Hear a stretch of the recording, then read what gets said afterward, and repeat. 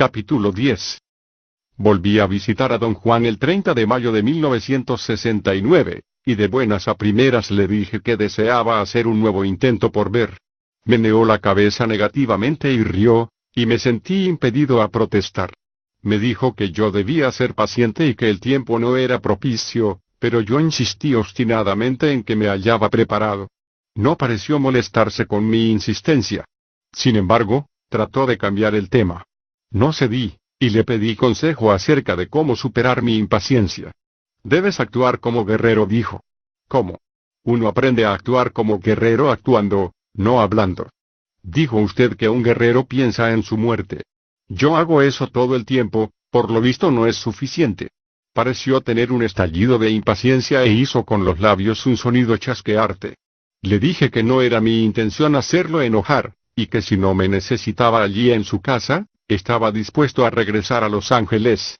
Don Juan me dio palmaditas en la espalda y dijo que jamás se enojaba conmigo, sencillamente, había supuesto que yo sabía lo que significaba ser un guerrero. ¿Qué puedo hacer para vivir como un guerrero?, pregunté. Se quitó el sombrero y se rascó las sienes. Me miró con fijeza y sonrió. Te gusta que todo te lo deletreen, ¿verdad? Mi mente trabaja en esa forma. No hay necesidad de ser así. No sé cómo cambiar. Por eso le pido que me diga exactamente qué hacer para vivir como guerrero. Si lo supiera, podría hallar un modo de adaptarme a ello.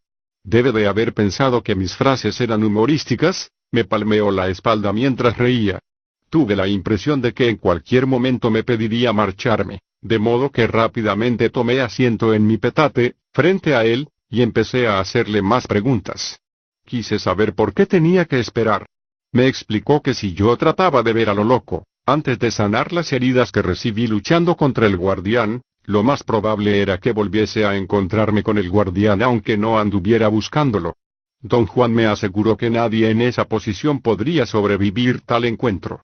Debes olvidar por completo al guardián antes de embarcarte nuevamente en la empresa de Ver, dijo.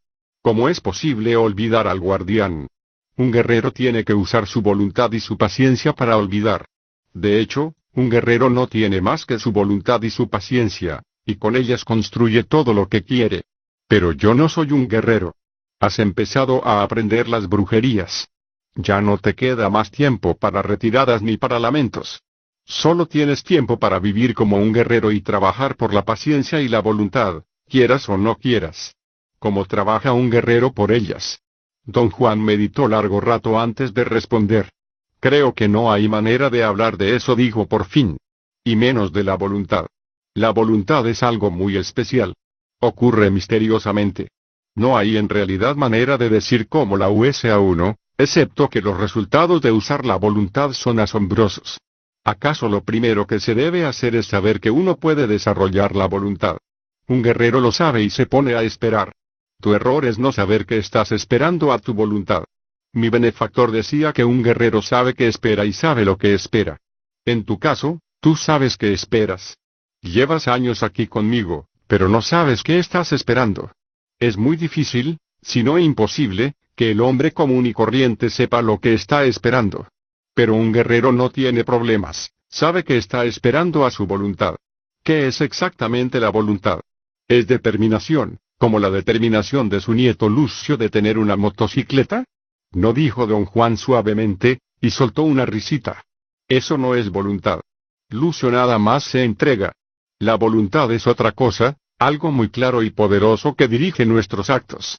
La voluntad es algo que un hombre usa, por ejemplo, para ganar una batalla que, según todos los cálculos, debería perder. Entonces la voluntad debe ser lo que llamamos valor, dije. No. El valor es otra cosa. Los hombres valientes son hombres dignos de confianza, hombres nobles perennemente rodeados de gente que se congrega en torno suyo y los admira, pero muy pocos hombres valientes tienen voluntad. Por lo general son hombres sin miedo, dados a hacer acciones temerarias de sentido común, casi siempre. Un hombre valiente es también temible y temido. La voluntad, en cambio, tiene que ver con hazañas asombrosas que desafían nuestro sentido común. ¿Es la voluntad el dominio que podemos tener sobre nosotros mismos?, pregunté. Se puede decir que es una especie de dominio. ¿Cree usted que yo pueda ejercitar mi voluntad, por ejemplo, ¿Negándome ciertas cosas? ¿Como el hacer preguntas? Interpuso. Lo dijo en un tono tan malicioso que tuve que dejar de escribir para mirarlo. Ambos reímos. No dijo. Negarte es una entrega, y no recomiendo ninguna cosa por el estilo. Ese es el motivo de que te deje hacer todas las preguntas que quieres. Si te forzara a parar de preguntar, podrías torcer tu voluntad tratando de obedecer. Entregarse a la negación es el peor de todos los modos de entrega, nos fuerza a creer que estamos haciendo cosas buenas, cuando en efecto solo estamos fijos dentro de nosotros mismos. Dejar de hacer preguntas no es la voluntad de la que te hablo. La voluntad es un poder. Y como es un poder, tiene que ser controlado y afinado, y eso toma tiempo. Lo sé y soy paciente contigo. A tu edad, yo era igual de impulsivo. Pero he cambiado. Nuestra voluntad a pesar de nuestra indulgencia. Por ejemplo, tu voluntad ya está abriendo tu boquete, poco a poco. ¿De qué boquete habla usted? Hay en nosotros una abertura, como la parte blanda de la cabeza de un niño, que se cierra con la edad. Esta abertura se abre conforme uno desarrolla su voluntad. ¿Dónde está? En el sitio de tus fibras luminosas, dijo, señalando su área abdominal. ¿Cómo es? ¿Para qué es? Es una abertura. Da un espacio para que la voluntad se dispare, como una flecha. ¿Es la voluntad un objeto? ¿O es como un objeto? No. Solo dije eso para hacerte entender. Lo que un brujo llama voluntad es un poder dentro de nosotros. No es un pensamiento, ni un objeto, ni un deseo. Dejar de preguntar no es voluntad porque requiere pensamiento y deseo. La voluntad es lo que puede darte el triunfo cuando tus pensamientos te dicen que estás derrotado. La voluntad es lo que te hace invulnerable. La voluntad es lo que manda a un brujo a través de una pared, a través del espacio, a la luna, si él lo quiere. No había nada más que yo deseara preguntar. Estaba cansado y algo tenso. Temía que don Juan fuera a pedirme que me marchara, y eso me molestaba. Vamos a los cerros, dijo abruptamente, y se puso de pie. En el camino, empezó nuevamente a hablar de la voluntad, y rió de mi desaliento por no poder tomar notas. Describió la voluntad como una fuerza que era la verdadera liga entre los hombres y el mundo. Tuvo buen cuidado de establecer que el mundo era lo que percibimos, en cualquier manera que podemos elegir percibirlo. Don Juan sostenía que percibir el mundo involucra un proceso de aprehender lo que se presenta ante nosotros. Esta percepción particular se lleva a cabo con nuestros sentidos y nuestra voluntad. Le pregunté si la voluntad era un sexto sentido. Dijo que más bien era una relación entre nosotros mismos y el mundo percibido. Sugerí que nos detuviéramos para que yo pudiese tomar notas. Él rió y siguió caminando. No me hizo marcharme aquella noche, y al día siguiente, después del desayuno, él mismo trajo a colación el tema de la voluntad. Lo que tú llamas voluntad es carácter y disposición fuerte, dijo. Lo que un brujo llama voluntad es una fuerza que viene de dentro y se prende al mundo de fuera. Sale por la barriga, por aquí, donde están las fibras luminosas. Se frotó el ombligo para señalar la zona. Digo que sale por aquí porque uno lo siente salir. ¿Por qué lo llama usted voluntad? Yo no lo llamo nada. Mi benefactor lo llamaba voluntad, y otros hombres de conocimiento lo llaman voluntad. Ayer dijo usted que uno puede percibir el mundo con los sentidos así como con la voluntad. ¿Cómo puede ser posible eso? Un hombre común nada más agarra las cosas del mundo con las manos, o los ojos, o los oídos, pero un brujo también las agarra con la nariz, o la lengua, o la voluntad, sobre todo con la voluntad. No puedo describir realmente cómo se hace, pero tú mismo, por ejemplo, no puedes describirme cómo oyes. Lo que sucede es que yo también puedo oír, de modo que podemos hablar de lo que oímos, pero no de cómo oímos. Un brujo usa su voluntad para percibir el mundo. Pero no es como percibirlo con el oído. Cuando miramos el mundo o cuando lo oímos, tenemos la impresión de que está allí y de que es real. Cuando percibimos el mundo con la voluntad, sabemos que no está tan allí ni es tan real como pensamos. ¿Es la voluntad lo mismo que ver? No. La voluntad es una fuerza, un poder. Ver no es una fuerza, sino más bien un modo de atravesar cosas. Un brujo puede tener una voluntad muy fuerte y sin embargo quizá no vea. Eso significa que solo un hombre de conocimiento percibe el mundo con sus sentimientos y con su voluntad y también con su ver. Le dije que me hallaba más confuso que nunca con respecto a la forma de usar mi voluntad para olvidar al guardián. Esa afirmación y mi perplejidad de ánimo parecieron deleitarlo. Ya te he dicho que cuando hablas nada más te confundes, dijo, y rió. Pero por lo menos ahora sabes que estás esperando a tu voluntad. Todavía no sabes qué es ni cómo podría ocurrirte. Así que vigila con cuidado todo lo que hagas. La cosa misma que podría ayudarte a desarrollar tu voluntad está entre todas las cositas que haces. Don Juan se fue toda la mañana, regresó en las primeras horas de la tarde con un bulto de plantas secas. Me hizo con la cabeza señal de que lo ayudara, y trabajamos durante horas en silencio completo, separando las plantas. Al terminar nos sentamos a descansar y él me sonrió con benevolencia. Le dije con mucha seriedad que había estado leyendo mis notas y que aún no podía comprender qué implicaba el ser guerrero ni qué significaba la idea de la voluntad. La voluntad no es una idea, dijo. Era la primera vez que me hablaba en todo el día. Tras una larga pausa continuó, somos distintos, tú y yo. No tenemos el mismo carácter. Tu naturaleza es más violenta que la mía. Yo a tu edad, no era violento, sino malo. Tú eres lo opuesto. Mi benefactor era así, habría estado como mandado a ser para maestro tuyo. Era un gran brujo, pero no veía, no del modo como yo veo o como Genaro ve. Yo entiendo el mundo y vivo según lo que veo. Mi benefactor, en cambio, tenía que vivir como guerrero. Un hombre que ve no necesita vivir como guerrero ni como ninguna otra cosa, porque puede ver las cosas como son y dirigir su vida de acuerdo con eso. Pero, teniendo en cuenta tu carácter, yo diría que tal vez nunca aprendas a ver, y en ese caso tendrás que vivir como guerrero toda tu vida. Mi benefactor decía que, cuando un hombre se embarca en los caminos de la brujería, poco a poco se va dando cuenta de que la vida ordinaria ha quedado atrás para siempre, de que el conocimiento es en verdad algo que da miedo, de que los medios del mundo ordinario ya no le sirven de sostén, y de que si desea sobrevivir debe adoptar una nueva forma de vida. Lo primero que debe hacer, en ese punto, es querer llegar a ser un guerrero, un paso y una decisión muy importantes. La aterradora naturaleza del conocimiento no le permite a uno otra alternativa que la de llegar a ser un guerrero. Ya cuando el conocimiento se convierte en algo que da miedo, el hombre también se da cuenta de que la muerte es la compañera inseparable que se sienta a su lado en el petate. Cada trocito de conocimiento que se vuelve poder tiene a la muerte como fuerza central. La muerte da el último toque, y lo que la muerte toca se vuelve en verdad poder. Un hombre que sigue los caminos de la brujería se enfrenta en cada recodo con la aniquilación inminente, y sin poder evitarlo se vuelve terriblemente consciente de su muerte. Sin la conciencia de la muerte no sería más que un hombre común envuelto en actos comunes. Carecería de la potencia necesaria, de la concentración necesaria que transforman en poder mágico nuestro tiempo ordinario sobre la tierra. De ese modo, para ser un guerrero un hombre debe estar, antes que nada y con justa razón, terriblemente consciente de su propia muerte. Pero preocuparse por la muerte forzaría a cualquiera de nosotros a enfocar su propia persona, y eso es debilitante. De modo que lo otro que uno necesita para ser guerrero es el desapego. La idea de la muerte inminente, en vez de convertirse en obsesión, se convierte en indiferencia. Don Juan dejó de hablar y me miró. Parecía esperar un comentario. ¿Entiendes?, preguntó. Yo entendía lo que había dicho, pero personalmente me resultaba imposible ver cómo podía alguien llegar a un sentido de desapego.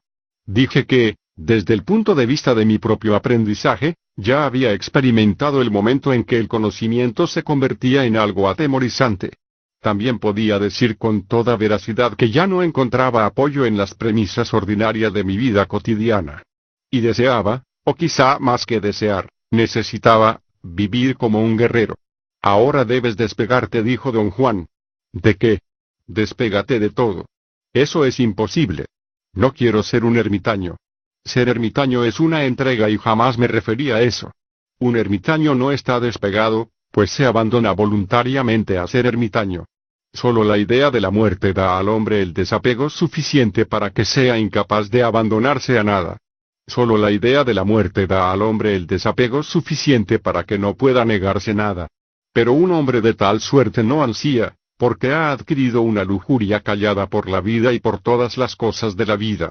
Sabe que su muerte lo anda cazando y que no le dará tiempo de adherirse a nada, así que prueba, sin ansias, todo de todo. Un hombre despegado, sabiendo que no tiene posibilidad de poner vallas a su muerte, solo tiene una cosa que lo respalde, el poder de sus decisiones. Tiene que ser, por así decirlo, el amo de su elección.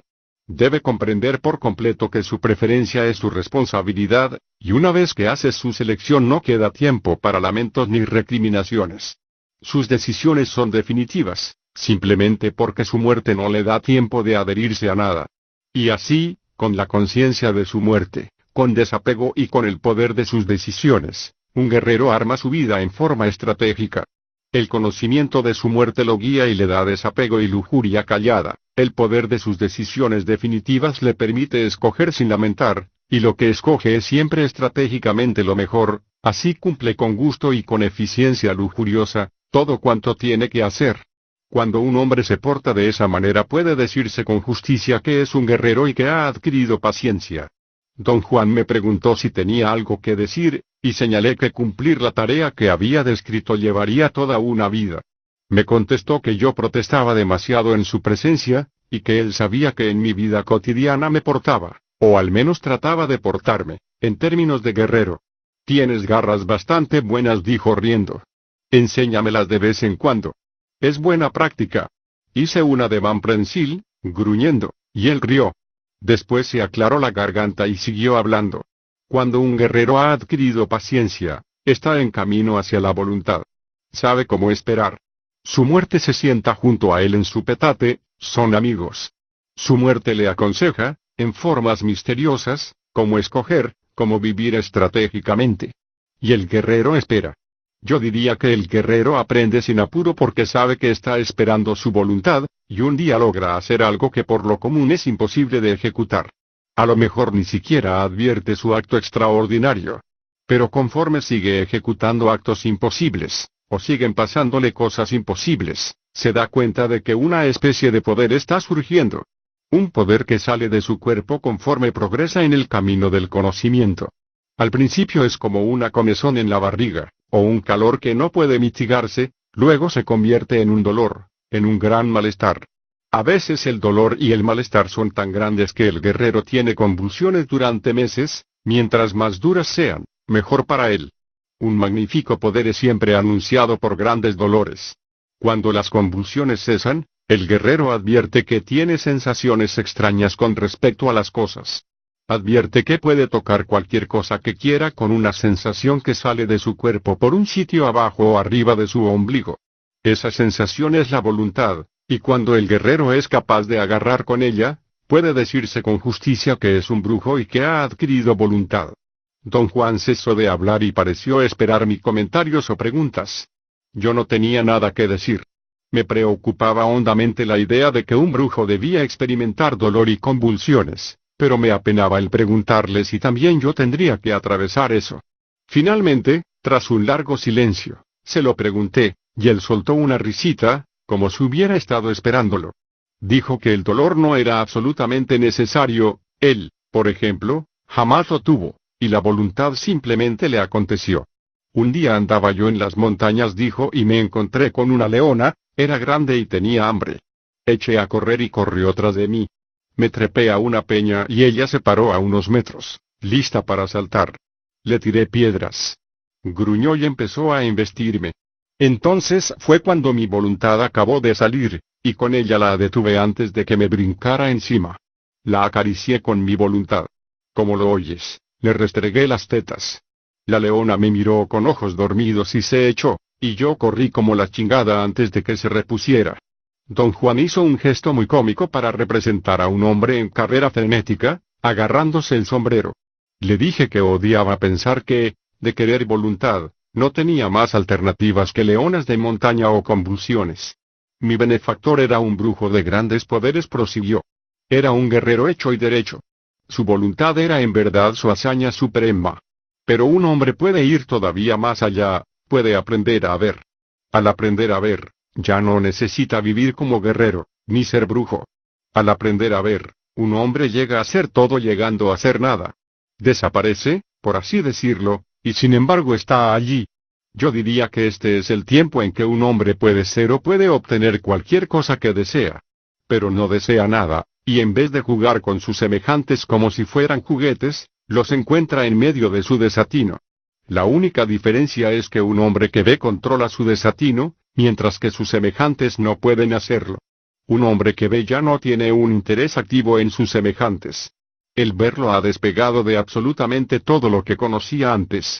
La sola idea de despegarme de todo lo que conozco me da escalofríos, dije. Has de estar bromeando.